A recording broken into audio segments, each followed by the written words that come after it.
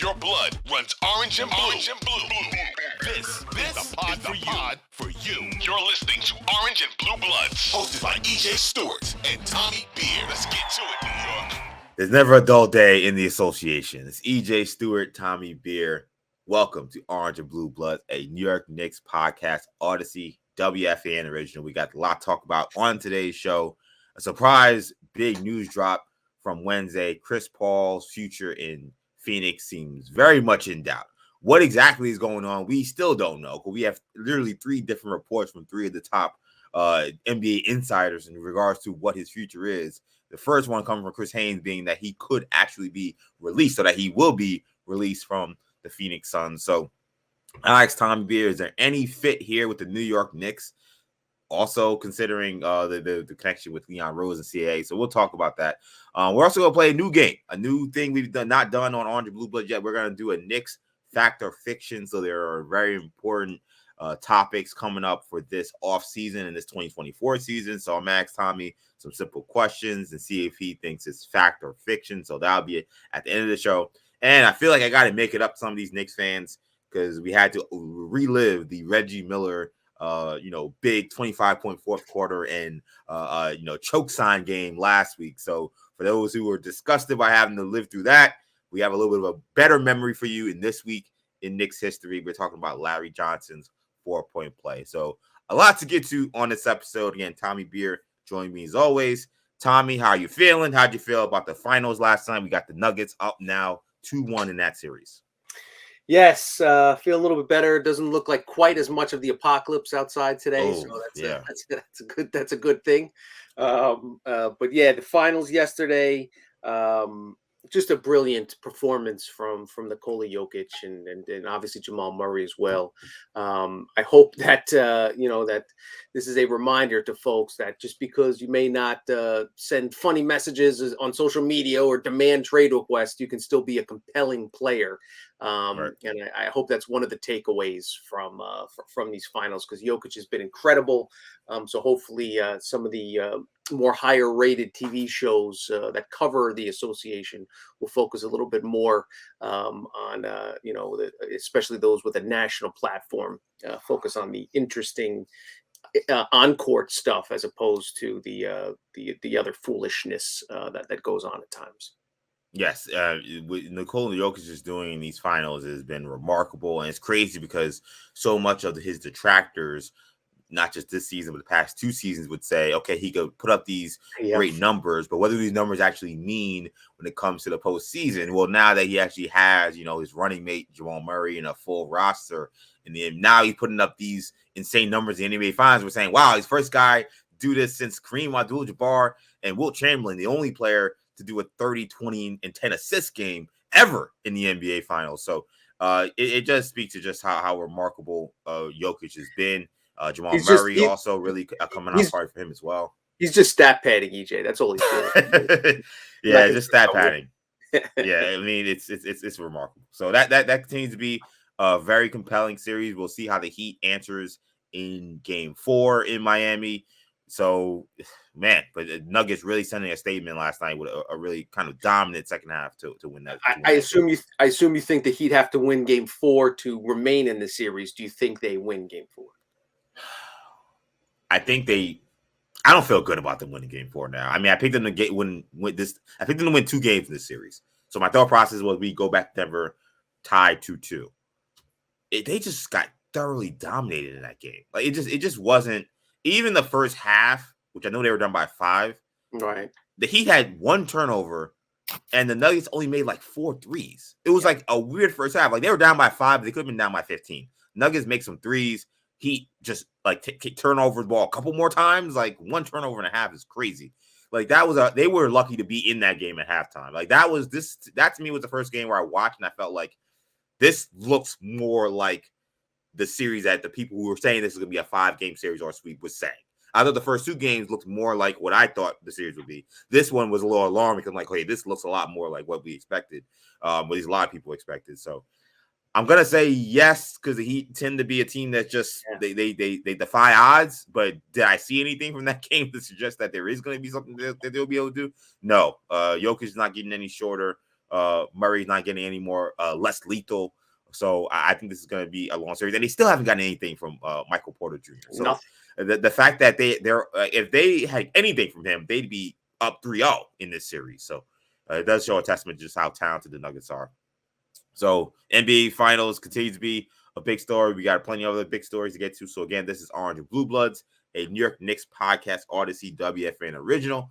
A podcast you can get wherever you get your podcasts. You can find it on the free Audacy app, as well as all other download streamable services. Also, make sure you hit that auto download feature on that streaming service so you can get these episodes every time you drop. Make sure you follow us on YouTube as well. You can subscribe to WFAN channel. You can subscribe to Audacy Sports channel. We drop not just segments of the show, but the full show on there as well. So if you want to watch the show, check us out on there. If you want to listen to the audio, check us out on all your audio streaming platforms. If you want to do both, because that helps us out. So wherever you want to catch us, you can find us. But let's get right to it and let's talk about this stuff involving Chris Paul. So we did talk about the Nuggets to start this series. I hope Michael Malone won't be too mad when we shift gears here. I know he gets very upset when we're not talking about how great the Nuggets are, but we do shift gears because a big story in the NBA world was the impending future of Suns point guard Chris Paul. So Bleacher Report's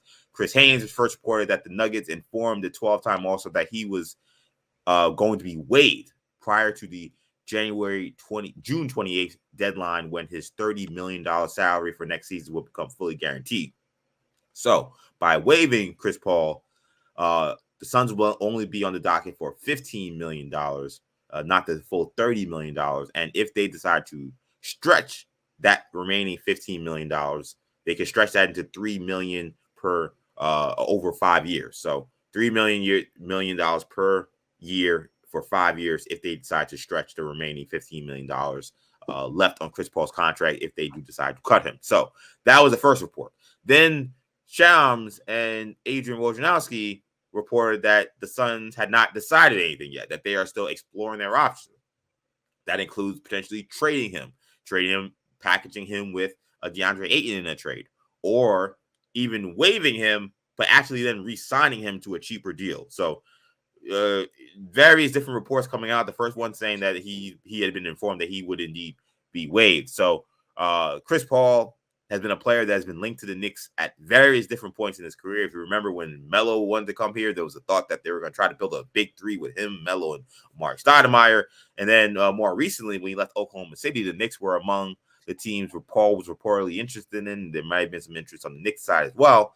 He had famously told Matt Barnes in 2020 that he had considered the Knicks an option, but didn't want to play in an empty Madison Square Garden during the pandemic year. And that was actually part of the reason why he ended up not deciding to push a trade to the Knicks when he was leaving Oklahoma City. So put it on the table here. I know some people may think it's crazy, but it has to be asked because this is a player that has deep ties to Leon Rose, deep ties to a lot of the people in the Knicks front office. So I asked the question, should Chris Paul be a player the Knicks consider this offseason?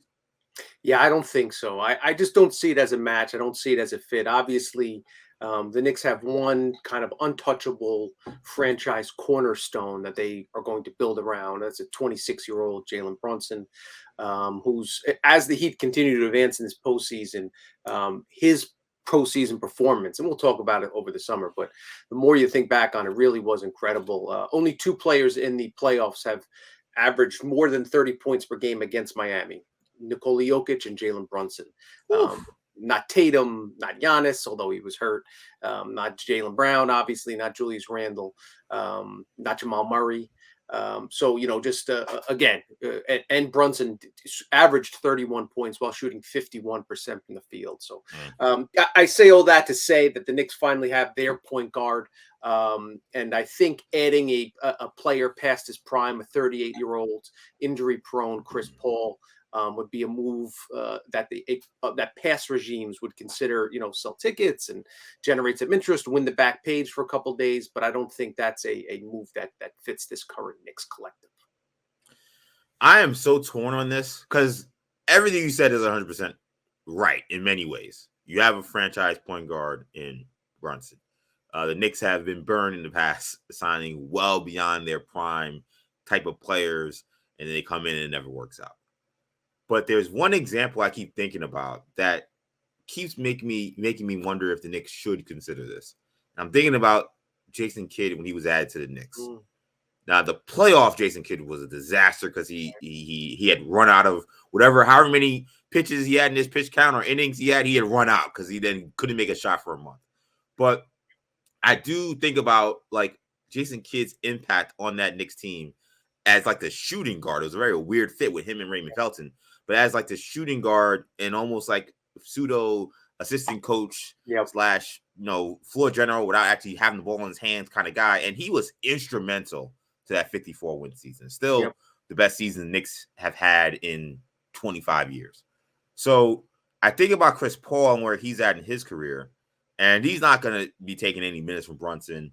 He's not someone that I think should be playing 35 minutes a night or anything like that. But there is a part of me that wonders, could he make sense in the backcourt next to Emmanuel Quickly coming off the bench? And could he provide some late clutch shot making in certain games during the regular season? And can you keep him healthy enough to get him to the postseason where maybe he wins you a couple games there? Something I would think about. I can't say I would pull the trigger. The reason why I think I would lean maybe not doing it is because the problem has been Chris Paul hasn't been able to stay healthy in the postseason. Is that recently they've been trying to get him to that point, and then he still gets hurt. So I would question whether it's even possible. But like having his guts and guile and having his mental aptitude on the roster for a team that is young, that we saw at times didn't play the smartest in the playoffs, especially against Miami, I can't think that Chris Paul having him on the roster would hurt. I can't imagine that. Do you think Chris Paul has any interest? Do you think his, remember, this is a guy that led the league in assists in 21, 22, over 10 assists per game. Do you think he's ready for that, last leg? Obviously, Kidd was on his last legs, was content coming off the bench, playing 15, 18, 20 minutes a night, clear backup. I believe Chris Paul still envisions himself as a starting point guard, as a championship caliber starting point guard. That proves that he wants to win a title, and that's his main motivation. Listen, if he was willing to sign for like some of the mid-level and just basically be a mentor to Brunson and Quickly and teach Grimes the ropes, etc., that's a different story. I just view him as a guy that's really believes that he has the ability to play at a high level and wants to play heavy minutes and wants the contract.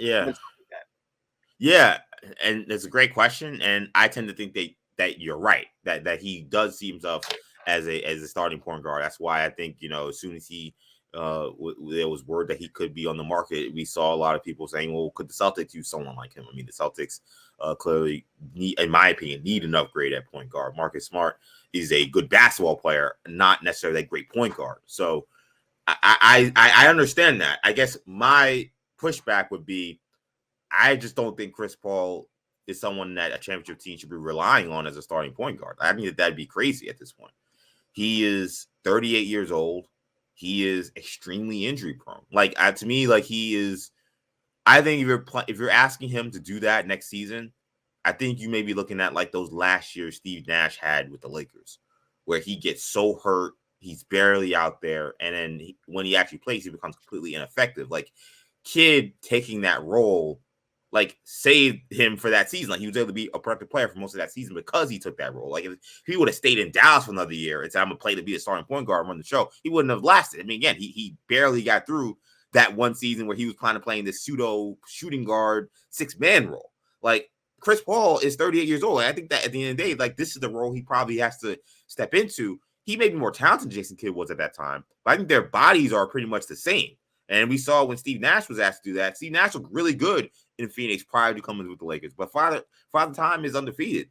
Yeah. So if I'm Chris Paul, I'm Leon Rose, and I say, I pitched him, hey, maybe you'll go down to Boston and maybe they'll give you the starting point guard spot. But trust me, they're going to be relying on playing 25 to 35 minutes a night, and they're going to need you to be one of the top end players in the playoffs. And if you break down, guess who they're going to point the finger at for why they didn't get it done?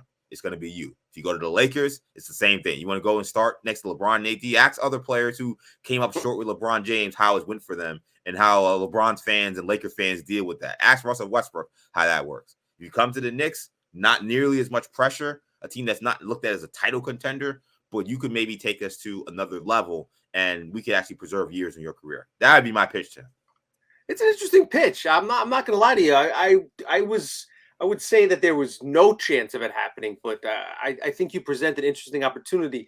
My counter would be that what's best for Chris Paul, and what Chris Paul thinks, is, again, to make it in the NBA, to be an all-time first ballot Hall of Famer. Yeah, you have to have an insane ego. You have to have insane self-belief and confidence, and think, yourself as that, you don't luck into. And by the way, by all accounts, Chris Paul has all of those things, right? Ego, all that stuff. Yeah, 100%. You need it. Yeah. So again, if you're the Lakers, and I think, again, it's not like he'll have a lack of suitors.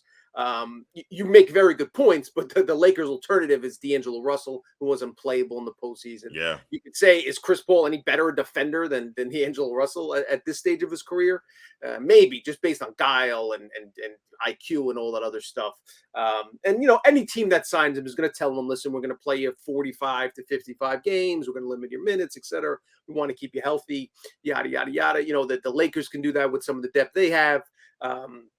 Celtics can do that, obviously, with Smart and Brogdon and Peyton Pritchard if they want to go that route. But you're right. As far as the Knicks are concerned, I think it's worth exploring to see if he's willing to kind of go that route. And again, I think the one, and you mentioned it at the beginning, why it does certainly make some sense to at least consider it is Paul and Leon Rose are very close. absolutely at each other's wedding. I mean, they are tight. As tight as agent player can be. So, if nothing else, Paul would do his buddy Leon Rose a favor and maybe just say, listen, I'm interested in the Knicks because they're playing so well, that type of thing, just kind of generate some positive buzz from the for New York going into with the free agency period. Look, Knicks have Emmanuel Quickly, who can, of course, be the backup point guard when Carl's not playing. They have Deuce McBride. So, they have other guys who, Chris Paul doesn't have to play 82 games for the Knicks at all. No. But I the other thing I thought about, too, there's two players, actually. It wasn't just Jason Kidd. I also thought about what I've seen Kyle Lowry do with Miami this year. Kyle Lowry's making, $25 million. Whatever. You don't have to pay Chris Paul that. Right. But, I'm thinking, Kyle Lowry's won games for these playoffs with his shot making, with him just taking these charges, just ripping the ball out of guys' hands on rebounds. I absolutely could envision Chris Paul doing that for some team. Definitely. And I wondered if that could be the Knicks. So that was my other thought there. Are you surprised that Phoenix is willing to move on for Chris Paul? Potentially. I mean, we don't know what's happening, but right. I think Chris Haynes is right, but right. And one thing on the Paul thing, I think he might be a year away from him embracing kind of that role, that Jason Kidd, that Kyle, give it one more shot, maybe sign a 1-year deal with the Lakers or Boston. And then if he flops or get injured, then he's 39. I think Kidd might have actually been 39 too. When he I think so. Yeah. As far as the Phoenix situation, important to note, you mentioned it in the preamble. So Phoenix has a couple options. Obviously, they're going to consider trading him if they can get some assets back. That would be the ideal scenario.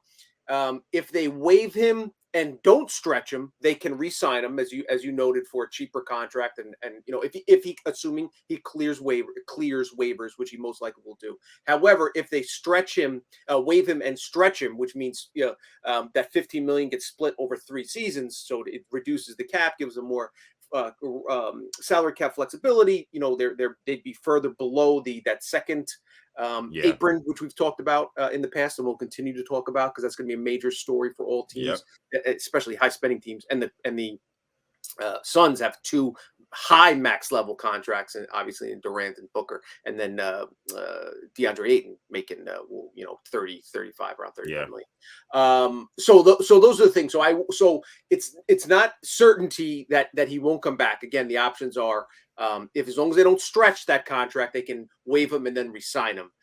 So I think there's a possibility that happens. But yeah, listen, I got to admit, I think we all were a little bit surprised, considering the fact that that they made the major trade for Durant. We know the close relationship between KD and CP3, and that this was kind of their big 3, so to speak, along with Ayton, obviously, that kind of core 4. But I will say, and some other people have kind of, this kind of been rumbling about Twitter a little bit, that you have to assume that the Suns, have somebody have somebody warming up in the bullpen before they yank their starting pitcher. So, there's been talk about maybe James Harden is a guy that they have eyes on, maybe Kyrie. Who knows? What other options and opportunities they could. Fred VanVleet's a free agent as well. So we'll see kind of how this thing all plays out. But it should certainly make for an interesting offseason.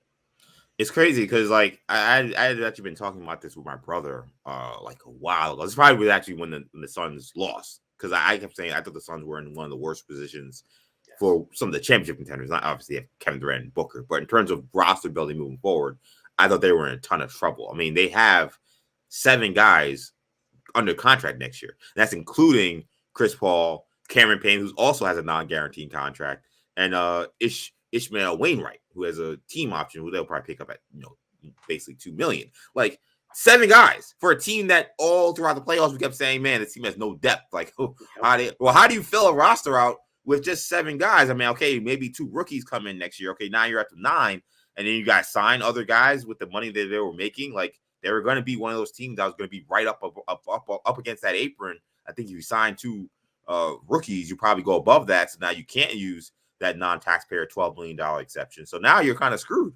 Like, now I gotta figure out find a way to build the rest of your roster out. So I actually thought, like, Chris Paul, they had to do something with him. Like, they either had to waive him or trade him. Like, they could not allow themselves to come into this year with its offseason with 7 guys under contract and being one of the high tax paying teams. Like, that was not an option. So I don't think they wanted to be here, but I think this is kind of where they landed themselves. I think that, in my opinion, if I was them, I would waive him and sign him. I'd say, look, we're giving you $15 million anyway. So if we cut you and you take 5, okay, you're getting 20, or you're getting $25 million from someone else. Like, maybe, I don't know. I mean, what is Chris Paul worth on the open market? I think that's a very interesting question.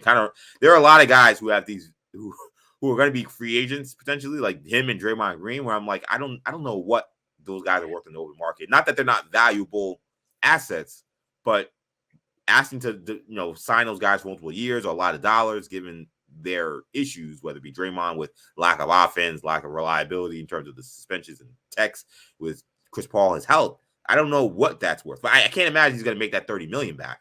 So it might then be them trying to make a gamble here. But if they do decide to stretch and waive him, that I'm a little less wary of, because I mean, you're still going to be over the cap. So, like, how many guys do you really think you could sign with that $12 million? I mean, it's Arizona, it is playing with KD and Book, so maybe I'm underestimating that.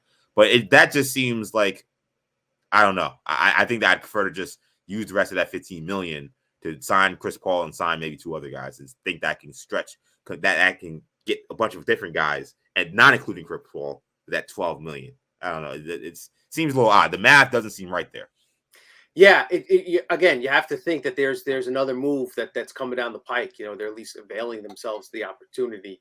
We'll see how it plays out, but it's definitely rolling the dice a little bit, and it kind of goes back to something we talked about regarding Embiid, and if another superstar comes to the market, how many of these teams that again, the Suns traded Cam Johnson, 4 first-round draft picks, and Mikal Bridges for 35-year-old Kevin Durant. And they traded Jay Crowder, who they weren't playing, who was on the team. Yep, and who the Nets flipped for 4 second rounders. So it's just one of those things where if you're the Suns, now that you've cut Chris Paul, would you rather have a 26-year-old Mikal Bridges making $25 million, or 34-year-old Kevin Durant making $45 million? It's, again, not to mention the 4 first-round draft picks. It's listen, if you have KD, you give yourself a chance to win. KD and Booker, but can he stay healthy? There's just these superstar trades, when it seems like you give up whatever you have to give up to get the stud player, don't always work out, as we found out the last few years. Yeah, I mean, that's why I did not love where the Suns were after this trade beyond this season. I felt like this was an all-in for this season kind of trade. And now that they failed miserably in the playoffs, it's like, well, good luck trying to figure out how to figure out the rest of this roster, and good luck keeping KD healthy and hopefully Chris Paul healthy. Not to mention the fact that Nuggets aren't going anywhere. That they're at the start of what they're doing. Everybody's locked up. Jokic, Murray, MPG. Again, if he gives you anything, Aaron Gordon's a great piece, and Bruce Brown's signed. How for about Christian year. Brown, the game he played? Christian Brown, having a big, second half as a Yeah. rookie.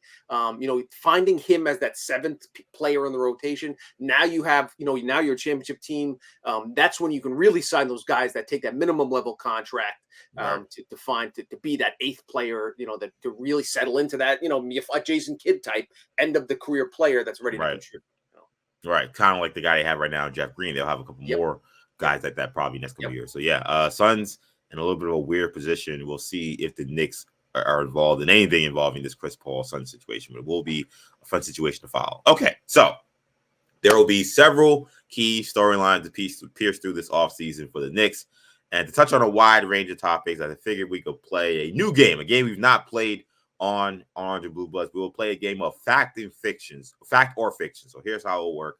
I'll make a statement about the Knicks offseason and 2024 season. I'll ask Tommy if the statement is fact or fiction. So let's begin with the draft, which is actually just a couple of weeks away. Knicks currently don't have any picks in this draft. So, Tommy, the Knicks will acquire a first-round pick in this month's draft. Fact or fiction? I'm going to go with fiction. I think one of the reasons the Knicks were comfortable trading away their first-round pick in the Josh Hart deal was because their rotation is stacked. We know Tibbs doesn't like to go 11, 12 deep. It was a story when it went down to 9. I just don't see an avenue for playing time for a player that they would draft if he's a stashing, guy they can stash overseas for a couple seasons. But I think I could see him moving into the early second round. This way, there's, less money guaranteed, more options in terms of stashing him overseas or, one of those type of scenarios. So I think they'll be open to the opportunity. I think they'll have a couple guys. And if this guy would really like, and if he falls past 22, then I'm sure they have relationships with a number of teams and say, what are you thinking about? Yada, yada, yada. So I certainly won't rule it out. But I would say that, again, and the Knicks, keep in mind, they have 7 first-round picks over the next 10 seasons. So they have plenty of, they will have plenty of rookies coming into the, bringing an infusion of talent as early as next season when they could have 3 first-round picks. So for all those reasons, I think it's more likely that they remain, kind of sit on their assets, sit on their hands and sit this one out. Yeah, I'm going to go with fiction as well. I think teams are less inclined to sell first-round picks as opposed to just drafting a European player or an international player they could stash overseas. We see the Spurs do that. Obviously, they kind of were the first team that kind of started doing that. And now we're seeing almost all NBA teams do that. Can you buy yourself in the first round still? Yes, that still does happen. But I think it will be a lot harder to do that. The Knicks have the assets to get back into the first round. They do have a lot of those protected first they got from all these various different trades, a lot of them, from last year's draft. But I don't think they want to touch those for a draft pick. I think they want to include those in a trade for a veteran or potentially a star. So I'm going to agree. I think that they do come away with from this draft with a player, probably someone in the second round, but it won't be someone that they draft in the first round. So I'll agree. I'll go fiction there as well. Okay. Emmanuel Quickley and Obi Toppin are eligible to sign their rookie extensions this offseason. So statement here is Emmanuel Quickley and Obi Toppin will sign extensions this offseason with the Knicks. Fact or fiction? So you're asking IQ and Obi Toppin? Yes, including both of them in this. For that, I will say fiction. I believe that Emmanuel Quickley gets an extension. Knicks lock him up long term. I think they allow Obi one more season. Then he's still a restricted free agent after this upcoming season. Assuming that they don't trade Randall, which I still think is a possibility. So I certainly won't rule it out. But as of today, I think just IQ gets his extension. Obi does not. Yeah, I agree. I think it all hedges on if Randall gets traded this offseason. If he does, then I think Obi will get re-signed. If he does not, then they won't sign Obi to an extension. I hate to say it because it means that I'm admitting something I don't want to happen, but I don't think Randall gets traded. So because of that, I think that this is a fictional statement. I think that Emmanuel Quickley probably gets signed, but I don't know if it's the formality that maybe some, and I'm not saying you think it's a formality, but maybe the assumption that Knicks will find a way to get that done. Like I told you before when we talked about this a couple of weeks ago, maybe a month ago, like Emmanuel Quickley can, look at some of these deals that some of these guards have gotten or maybe he could look at just a depth chart and see that, as long as he's here, he's always going to be behind Jalen Brunson and say, hey, I know next season somebody's going to need a starting point guard. Like, why not test the market and see if I can get a starting job somewhere and make the Knicks have to fork over $100 million maybe for a backup, point guard or backup six-man, whatever you consider a man quickly. Like, maybe he'll want to force Knicks' hand in that regard and bet on himself. I think that's probably less likely than him just signing a more team-friendly deal, but I don't think it's off the table. So I'm not sure if either guy signs. It's definitely way more likely Quickly does, but I agree. I think Toppin won't sign as long as Randall's here. So I'm going to say fiction on that. Also for Toppin, it wouldn't make sense for him to sign while Randall's here because the Knicks can just point to him saying, hey, you average 8 points a game. So here's, $50 million, the deal that Brunson rejected by the Maverick. They'll probably offer him something like that. And he'll say, what the hell? I know I'm better than that. Like, let me play this thing out. And, if you don't want me, I can just go to restrict free agency and see if someone else will pay me as a starter. Or maybe I outplay that number for whatever reason. Maybe Randall gets hurt. Maybe I got to start a bunch of games. Either way, like, he doesn't want to sign an extension given the body of work he's put together as an NBA player so far. We know his potential, his talent, but he hasn't had the opportunity to show it. Yeah, as far as IQ goes, think about the teams that need free point guards that are in the market for point guards right now. Now, yeah. The Lakers, are the Suns going to be the market for point guard? The Clippers, these are high teams that are willing to shell out big money. So those are scenarios that IQ is going to keep an eye on, to say the least. Okay, the Knicks replacement for Scott Perry as general manager will come in-house. Fact or fiction? Yeah, I think that's a fact. I think Gerson Rosas is the guy that Leon eventually tabs to kind of inherit the GM spot. I think, two guys aligned vision. Leon is obviously going to hire his own guy. He's brought him. There's comfort. There's a comfort level. There's a familiarity there. So I think Rosas gets named sooner rather than later, actually.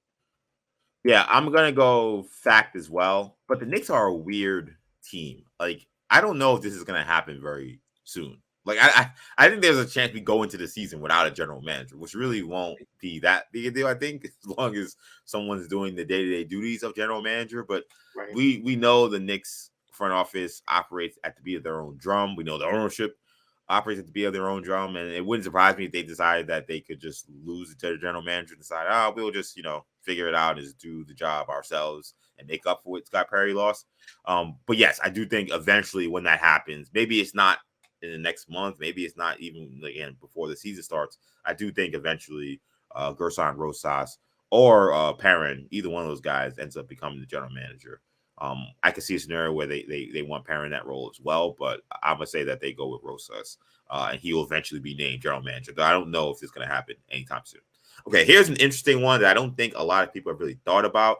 But Tom Thibodeau's contract expires at the end of the 2025 season, meaning he has just 2 years left on his current deal.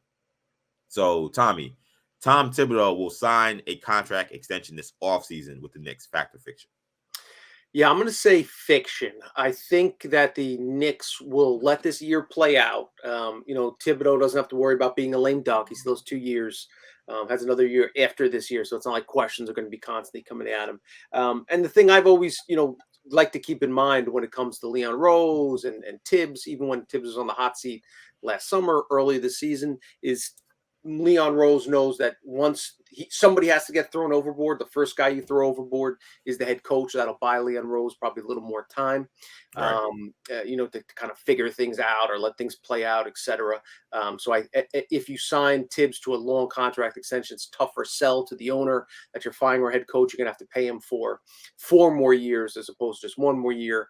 So I think that flexibility works in Leon Rose's favor. So I think that's why they'll put off the extension talks as long as possible. Whew, I hope you're right. I'm gonna say fact, which scares the hell out of me. But I think what we saw in the first year of Tibbs, like they remember he had a 5-year deal, but the 5th year was a team option. After the first season, when the Knicks had a really good year, they made the playoffs at 14 in the East, 41-31, I believe was their record. They picked up Tibbs' option kind of quietly for the 5th year and this is after his first year in New York. And I remember kind of picking, pulling my hair out, being like, "What? Why are you making moves 5 years down the line after just one season?"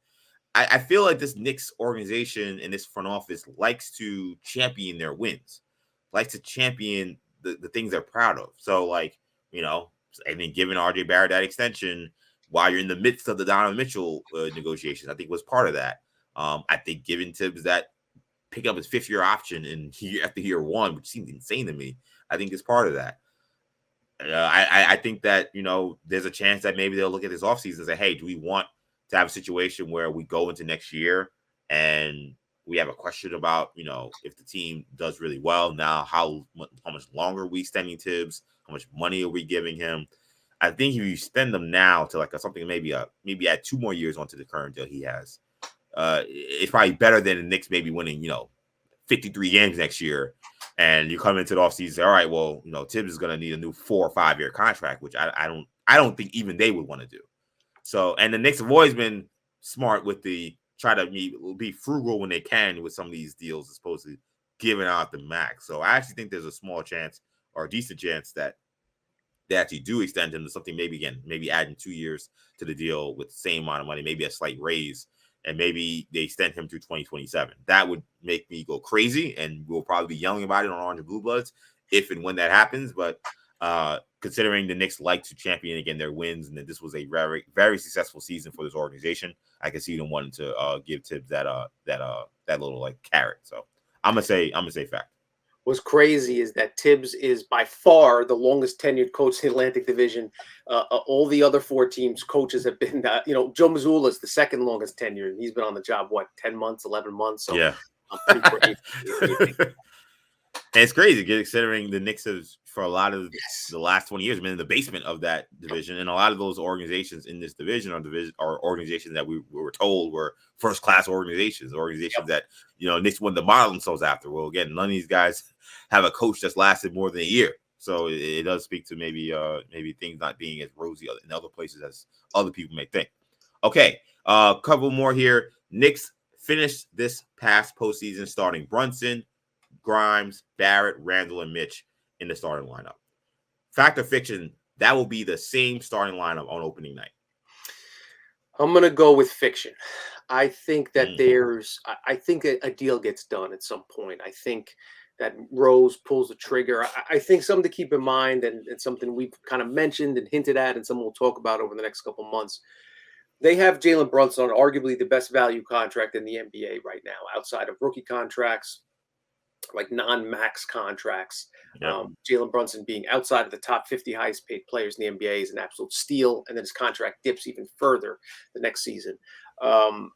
And I think that this 2-year window, it's sort of like when, to use an analogy, when you draft a quarterback in the first round and you have those 5 years player controlled. Right. Yeah. Like we saw the Seahawks do with Russell Wilson, when you can spend like crazy because you're only paying your quarterback. Bengals are doing this a little bit with Burrow. The Eagles had done it with Jalen Hurts until just having to pay him this past offseason.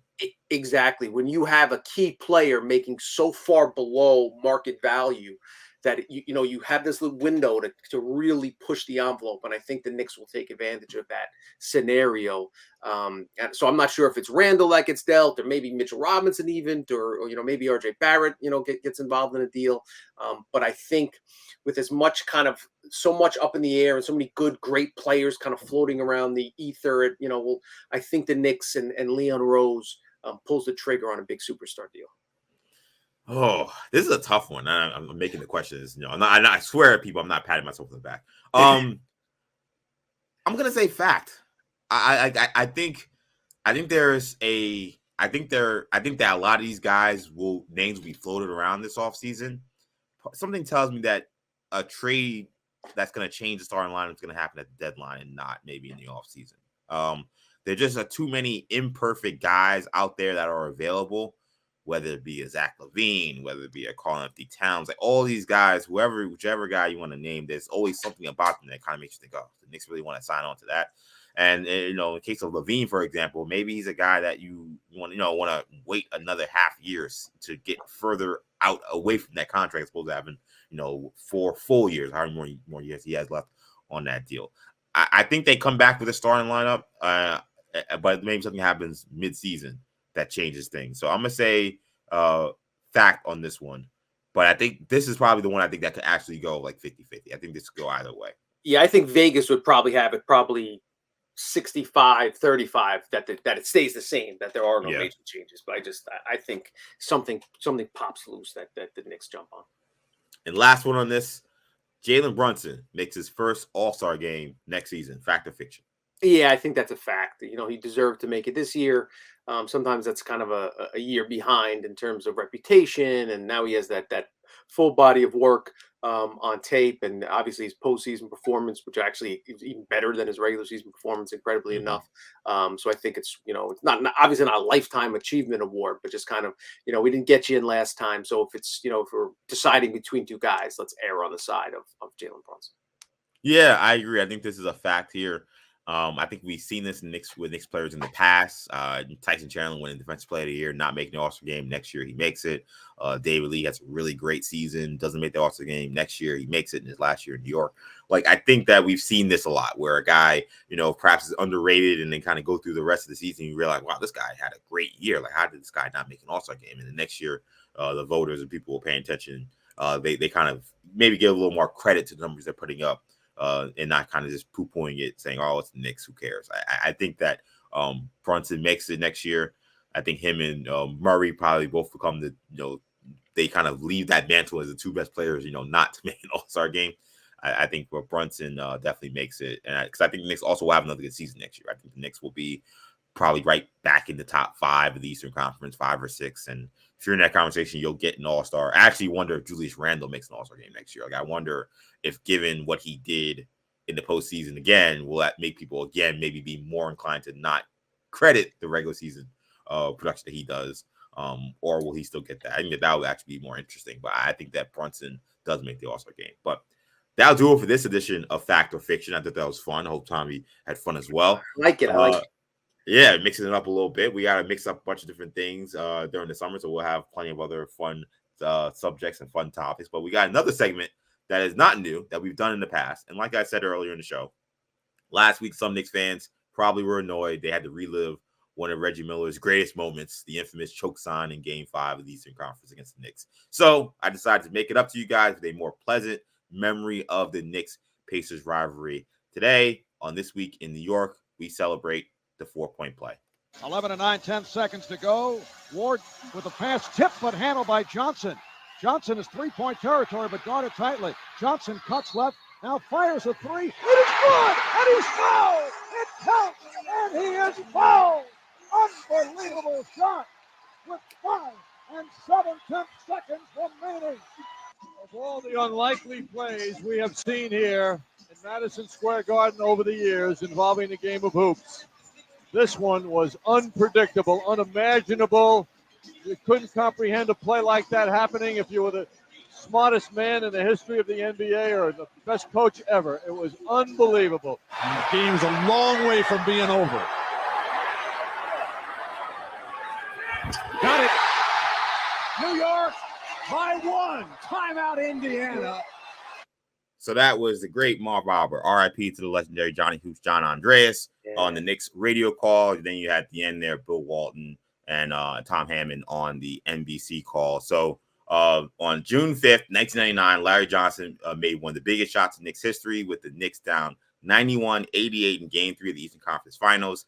LJ hit a 3-pointer over Antonio Davis while being fouled to tie the game with 5 seconds left. He would then hit the free throw to give the Knicks the lead. Knicks went on to win that game, went on to win that series, and became the first team in NBA history to advance to the NBA Finals as an 8th seed. So, Tommy, where were you when it happened? How did you feel when it happened? And was there a foul on Antonio Davis in that play, which has become very controversial? Yeah, I think the foul was there. I think it was probably on the floor. So I think the Knicks got the benefit of the doubt, Right. Kind of that rip through move that we see so often. Had that been called nowadays. But it was also just great to hear Johnny Hoops' voice Because before we had MSG at our house, I would just listen to Knicks games on the radio. So I do remember that around bedtime. So shout out to the great Johnny Hoops. But yeah, listen, it's an incredible shot, and I think he did get fouled. Could have been on the floor, sure, but I have no sympathy for those claiming otherwise in those Pacers. So go LJ. Yeah, and also man. shout out to Chris Childs for calming him down after he made Yes. That's one of my favorite things. Like, Larry Johnson's going crazy, and then he really got to calm down. And Chris Childs like, hey, relax, we got to make this free throw. Spree, of course, not caring. He's running around like they've already won the game.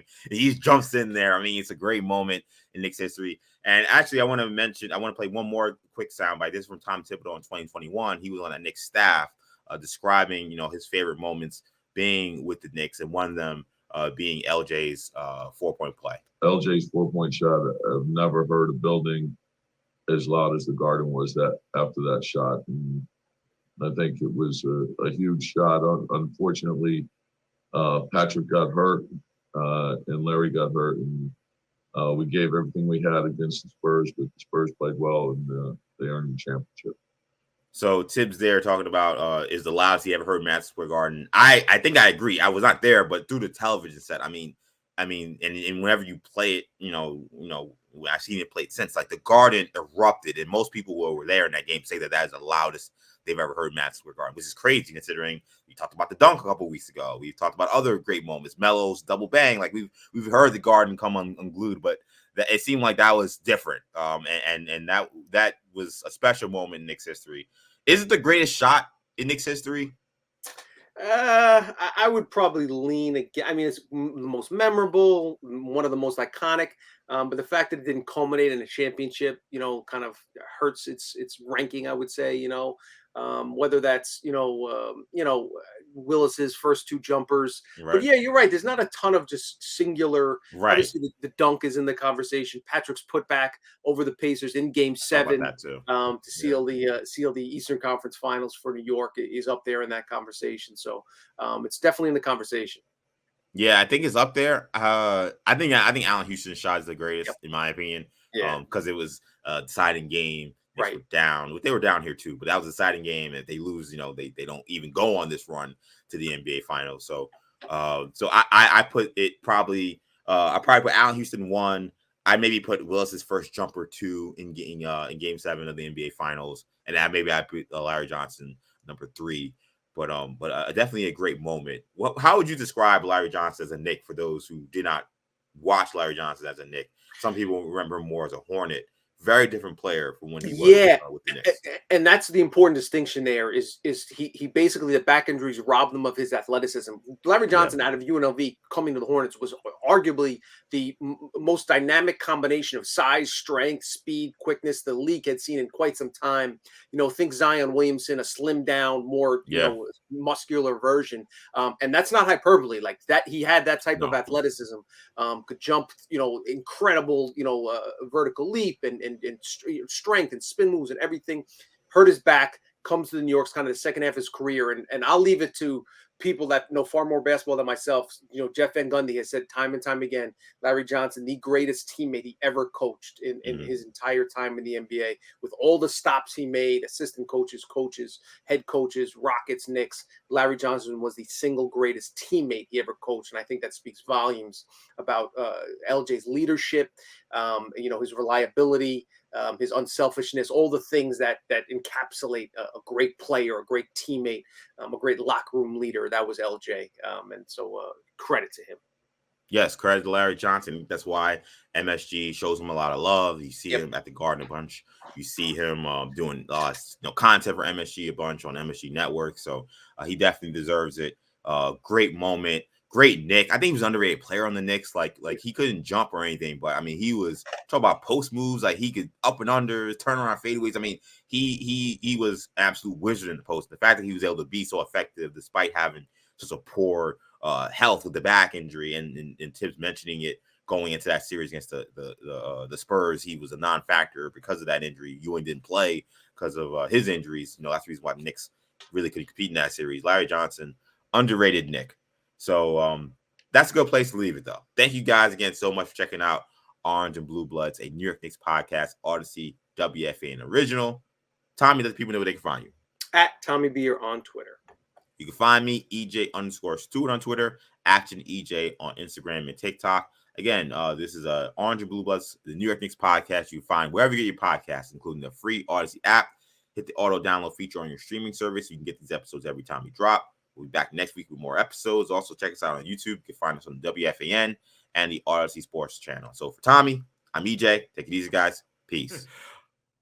Thanks for watching. If you enjoyed this video, please don't forget to give it a thumbs up and subscribe to our channel for more content like this. If you want to see more of our videos, be sure to check out our playlist and let us know what you think in the comments below. Also, don't forget to follow us on social media to stay up to date on our latest podcast ventures. Links will be in the descriptions. And as always, thanks for watching, and we will see you in our next video.